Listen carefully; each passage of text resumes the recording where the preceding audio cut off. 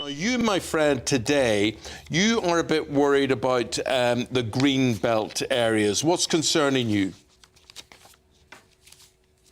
Well, look, what really concerns me is that, of course, we need to build new houses and we need to build those as the right type of houses in the right locations. But that should not come at the expense of damaging the green belt. Labour have been very clear on their plans. They will ignore local opposition and will concrete over green belts. And that can have hugely detrimental impacts when we should be taking a brownfield first approach.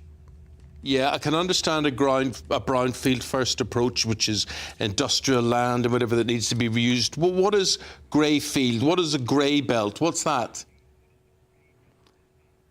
Well, I mean, that will be up to the government to determine that. But in my view, we should be definitely taking a brownfield first approach, making sure that if we need to use greenfield, we do that, but having done that after brownfield. But that should not come at the expense of developing on green belt, which, of course, has that special planning restriction as a policy on there to make sure that our communities stay as they are. And also we want to make sure that local residents are able to have their say when it comes to new development, which is not what the government are proposing. We have had a strategy where local neighbourhood development plans have been worked up by local parish councils and their local communities, setting out what they would like to see. But Labour's proposals seem to want to ignore that and will concrete over greenbelt planning restrictions that we have in place at the moment. But the thing is, Robert, when you look at the previous plans, there was a lot of opposition. There's a lot of not in my backyard by letting local people decide on things as well. And despite what everybody says, there is an awful lot of green in this country, an awful lot, maybe too much. And we understand greenbelt, if it's old wooded trees, whatever, I can understand those being protected. Everybody can understand rivers being protected, whatever. But what about just green fields that are maybe just used for growing potatoes or whatever? Why can't they be built upon? Well, my view is that we should be protecting our green belt land, which has that special planning designation, and we should be looking at brownfield first and then looking at greenfield if needs be.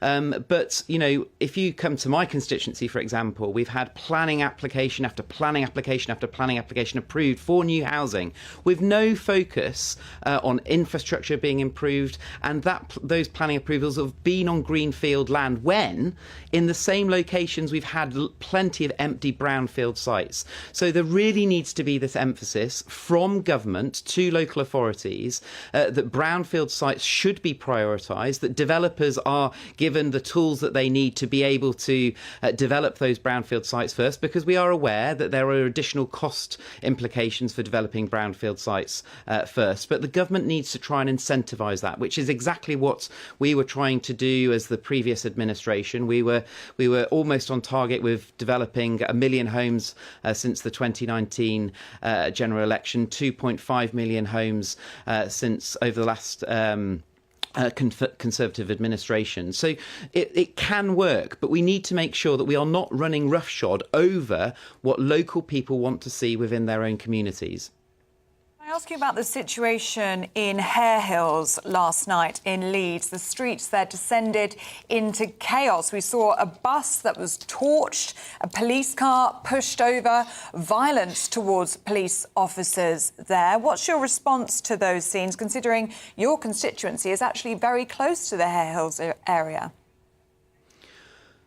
Well, what we're seeing in Hare Hills is completely unacceptable. It is no one living within those communities should see that level of uproar happening on the streets. It's completely unacceptable, and we'll have to wait and see. You know, what was the trigger? I'm not quite sure what the trigger was of why these riots have taken place. But to see police vehicles being torched, being turned over, I think a bus had have been torched as well is completely unacceptable. And, West Yorkshire Police have my support in trying to deal with this situation. But what is also deeply frustrating is the level of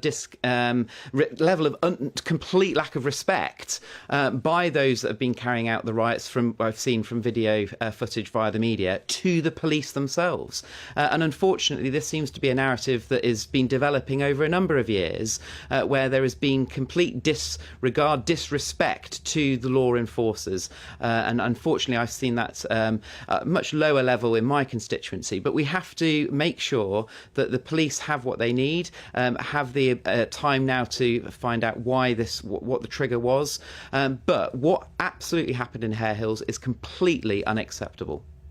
Robbie, just before we let you go, I wanted to ask about the split in the Tory party, about the timetable of when a successor will be chosen to replace Rishi Sunak. There's reports that we may start to see that list or selecting a new leader next week. But there is a split, isn't there? One MP saying that the longer that you allow the Labour Party to go unchecked, the stronger they become. Other people saying that you need to take your time to find the right candidate who is in it for the long haul and can bring some unity to the party.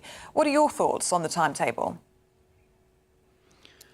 Well, I think we can't get away from the fact that the Conservative Party has had a huge bruising on the back of the general election. We've lost a lot of good colleagues that had a huge amount of good skill sets in Parliament, but also in government. So we have to take time, in my view, to establish what went wrong, but also make sure that we get behind the right person that has that energy, that enthusiasm, that commitment for driving forward good Conservative values, that is able to hold the government to account over the years ahead. And in my view, we should take time to do that. And I think that a lot of colleagues think the same. We have the ability to do that. I don't believe the rules have been established for the new leadership contest. That will work its way through the system with the 1922 committee and the Conservative Party board. But once those rules are established, we'll see who comes forward with their leadership bids. But in my view, it's right that we get the right person that is able to lead the Conservative Party going forward, and that we take our time to do that.